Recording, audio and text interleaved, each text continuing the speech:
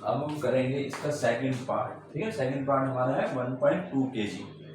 तो यहाँ पर हम अब इसको मान लेंगे let the number of sugar crystal be. Second part में हम मान लिया वाई, मैंने मान लिया कि वाई क्रिस्टल है, तो हमने यहाँ पे और सेकंड पार्ट ये है हमारा। ठीक है, वाई के लिए।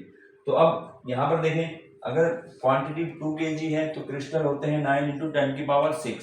और अगर क्वांटिटी घट जाए, डिक्रीज हो जाए, तो इसके जो क्रिस्टल होंगे वो भी हमारे कम हो जाएंगे। यानी यहाँ भी डिक्रीज हो रहा है, ऊपर जो पहले क्वांटिटी 2 kg थी वो 1.2 kg हो गई, कम हो गया। और यहाँ भी क्रिस्टल जो पहले 9 × 10⁻⁶ थे, यहाँ पर कम हो जाएंगे। कम चीनी होगी तो कम क्रिस्टल रहेंगे। तो यहाँ पर हमारा डायरेक्ट प्रोपोर्शन हो गया। ये हमारा फार्मूला डायरेक्ट प्रोपोर्शन का है। अब इसमें यहाँ वैल्यू पुट कर दें, हमें इससे ही लेना है, इससे नहीं करना। ये तो हमारा सॉल्व तो हमने कर दिया इसको, हमें अब इसकी और इसकी कंपेयर करेंगे। तो 2/9 × 10⁻⁶ = x2 हमारा कितना है 1.2 है, और y2 हमारा y है। अब हमें y की वैल्यू निकालनी है। यहाँ हम क्या करेंगे, क्रॉस मल्टीप्लाई करी जाएगी इस तरीके से, क्रॉस मल्टीप्लाई। ये निशान लगा, तुम्हें एग्जाम में नहीं लगाना, मैं तुम्हें समझाने के लिए निशान लगा रहा हूँ। तो ये हो जाएगा 2 × y = 1.2 × 9 × 10⁻⁶। ठीक है, ये आ गया इसमें जो है। तो यहाँ से y की वैल्यू क्या आएगी, 1.2 × 9 × 10⁻⁶ है ये, तो 2 जो है नीचे डिवाइड में आ जाएगा। ठीक, अब देखें, मैं यहाँ से इस पॉइंट को यदि मैं हटाता हूँ, ये पॉइंट हटाऊंगा, पॉइंट के बाद कितने डिजिट है, 1 डिजिट है ना। तो 1 डिजिट का मतलब हो गया, मैं नीचे इसको जो हूँ 10 से डिवाइड कर दूंगा। ठीक है, पॉइंट हटाने पर जितने डिजिट आगे होते हैं पॉइंट के आगे, उतने नीचे जो है 0 आ जाती है 1 के साथ। ठीक, अब हमारे पास ये रह गया, यानी ये हमारे पास रह गया 12 रह गया। 12 × 9 × 10⁻⁶/2 × 10 ये रह गया। मैं इसको 2 से कैंसिल कर दूं, 2 × 6 = 12 हो गया।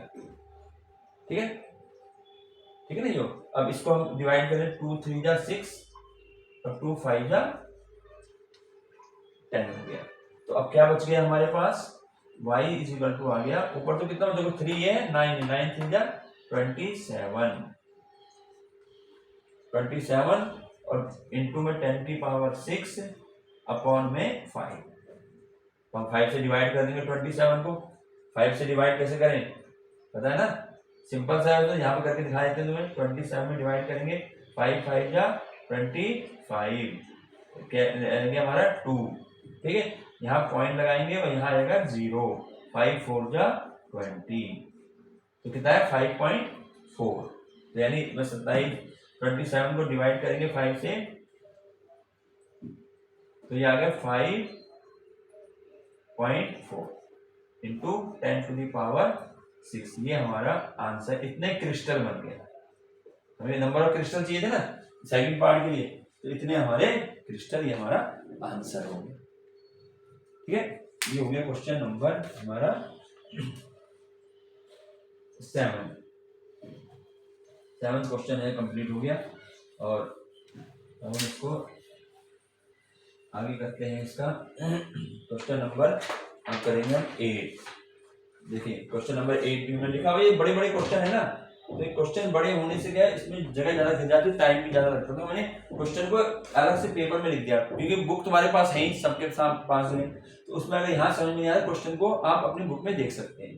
क्वेश्चन नंबर 8, इसका सोल्यूशन देखेंगे अब हम। सोल्यूशन नंबर 8,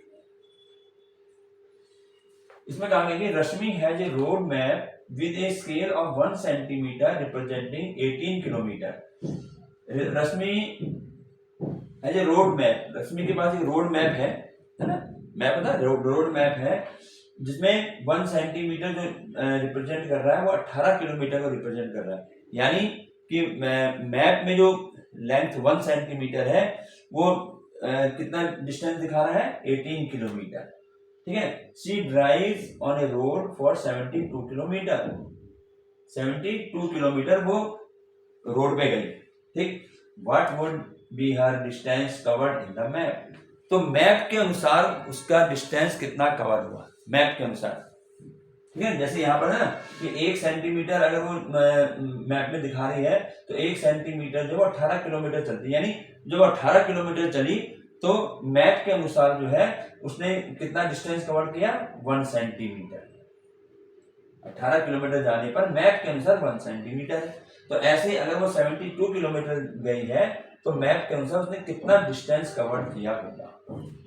ठीक, ये है हमारा इसका आंसर। 72 ही है ना, 7.2 11 का। हाँ, तो ये हमारे पास है 72। ठीक, तो देखिए 72 है वो, 7.2। ठीक है, तो अब इसको हम सॉल्व करेंगे। हमें बताना है what would be her distance covered in the map. तो क्या लिखेंगे, लेट हर डिस्टेंस कवर्ड, पूरा वो लिख देंगे, by covered in the map is equal to x centimetre. ठीक है ना, मैप में जो उसका डिस्टेंस और एक्चुअल डिस्टेंस अलग है, समझ में आ गया ना। दो डिस्टेंस दे रखे हैं, एक तो मैप में स्केल जो है 1 सेंटीमीटर रिप्रेजेंट कर रहा है 18 किलोमीटर को। ठीक, तो अब यहाँ पर हमने वही टेबल बनानी है। देखिए टेबल में फिर बता रहा हूँ बार बार, ऐसे बना लो चाहे इस तरीके से बना लो, उससे कोई फर्क नहीं पड़ेगा। तो यहाँ पर हम क्या लिखेंगे, हमारे पास दो क्या क्या लिखेंगे, क्या क्या है हमारे पास। एक तो है हमारे पास रोड मैप जो दे रखा है ना, तो हम यहाँ लिख सकते हैं, क्योंकि हमने डिस्टेंस पूछा, डिस्टेंस हम लिखेंगे डिस्टेंस इन द मैप और एक्चुअल डिस्टेंस ऐसे लिख देंगे। ठीक है, डिस्टेंस इन मैप में जो डिस्टेंस है उसको हम x से डिनोट करेंगे, ये तो पहले लिख देना है। ठीक, और उसके बाद अगला हमारा क्या बनेगा, जो एक्चुअल डिस्टेंस है वो ये है, एक्चुअल डिस्टेंस।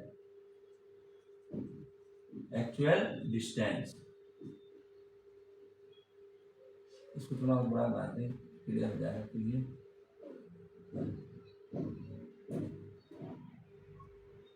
ये ऐसे है, इस तरीके से।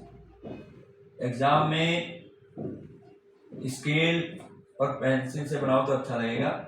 ये जो लाइन हम यहाँ से खींच रहे हैं ना, ये हमारे पास इस तरीके से बन गया।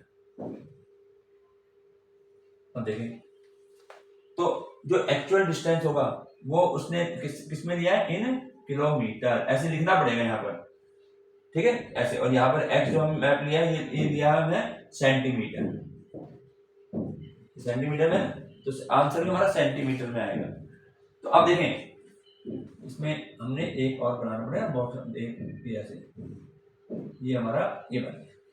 चलिए, डिस्टेंस मैप में कितना है, पहले 1 सेंटीमीटर, स्केल में दिखा रहा है ना 1 सेंटीमीटर, तो ये हमने 1 लिख दिया। और एक्चुअल डिस्टेंस कितना आ रहा है उसका, 18 किलोमीटर, 18 लिख दिया। ठीक है, और अब वो कहता है कि 72 किलोमीटर गया। अब उसमें एक्चुअल डिस्टेंस दे रखा है, तो एक्चुअल डिस्टेंस 72 यहाँ आएगा, 72 किलोमीटर। और मैप में जो हमें दिखाना है डिस्टेंस वो हमने कितना दिखाया है, x सेंटीमीटर। ऐसे बस ऐसे टेबल बनानी है। ठीक, अब देखेंगे, अब ये हमारा डायरेक्ट प्रोपोर्शन है या ये हमारा इनवर्स प्रोपोर्शन है। अब इसको कैसे देखते हैं बच्चे, जहां पर x है ना उसको तो हम पहले उसको देखेंगे जहां पर हमें दोनों पार्ट दे रखे हों। जैसे मैं इसको क्या कहूंगा कि अगर 18 किलोमीटर एक्चुअल डिस्टेंस है तो मैप में कितना दिखा रहा है, 1 सेंटीमीटर। ठीक है ना, अगर 18 किलोमीटर डिस्टेंस है तो मैप में 1 सेंटीमीटर दिखा रहा है।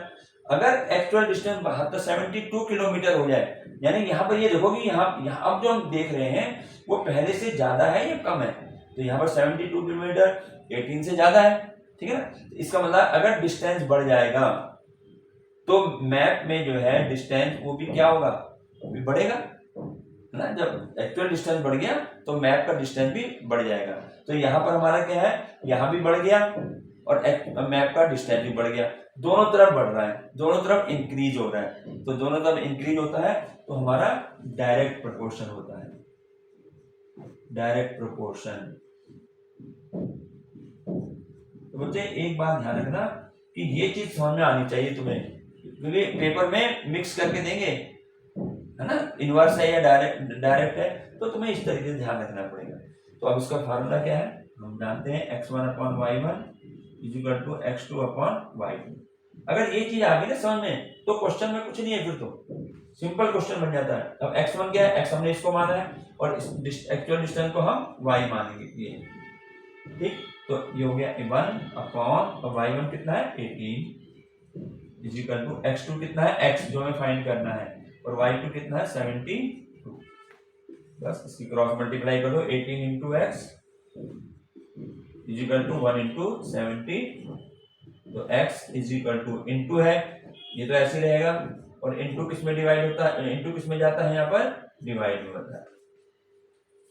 अब यहाँ पर वैसे तो 18 का टेबल तुम्हें आना चाहिए, ठीक है ना, 18 4 जा 72 होता है, लेकिन अगर नहीं आता है तो इसको छोटे में 9 से कट जाएगा, 9 2 जा 18 और 9 8 जा 72, फिर 2 1 जा 2 और 2 4 जा 8। तो x = हमारा आ गया 4 सेंटीमीटर, क्योंकि सेंटीमीटर में था, ठीक है।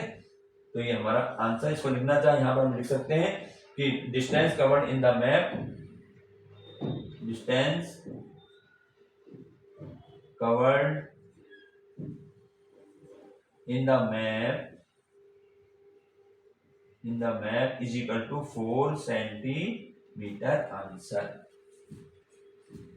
4 सेंटीमीटर, ये हमारा आंसर हो गया। तो ये क्वेश्चन नंबर 8 हमारा कंप्लीट हो जाता है।